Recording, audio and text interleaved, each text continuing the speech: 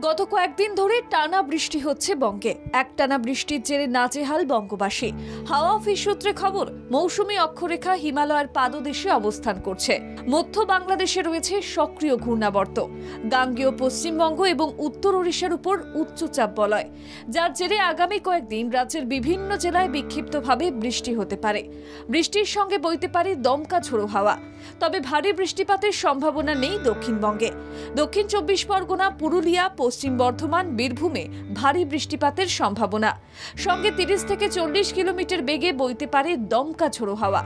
শনিবার বজ্রবিদ্যুৎ সহ হালকা থেকে মাঝারি বৃষ্টিপাতের সম্ভাবনা রয়েছে। রবি এবং সোমবার দক্ষিণবঙ্গে বৃষ্টির সম্ভাবনা কম।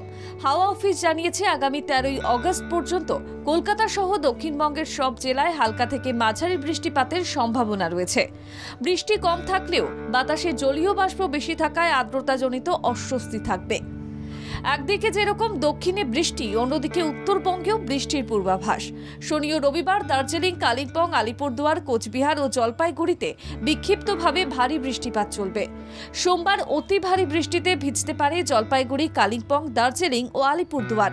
ভারী বৃষ্টি হতে পারে কোচবিহারে। মঙ্গল ও বুধবার বিক্ষিপ্তভাবে ভারী বৃষ্টি চলবে দার্জিলিং, কালিম্পং, আলিপুরদুয়ার, কোচবিহার ও জলপাইগুড়ি জেলায়।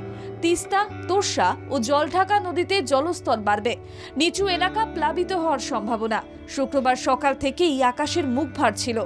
রোদের দেখা পাওয়া যায়নি সেভাবে। সকাল থেকে কোথাও কোথাও বৃষ্টিও হয়েছে। শুক্রবার কলকাতার সর্বনিম্ন তাপমাত্রা ছিল 25.7 degree Celsius.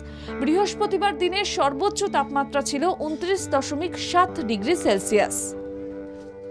Bureau report, Bangla জাগো।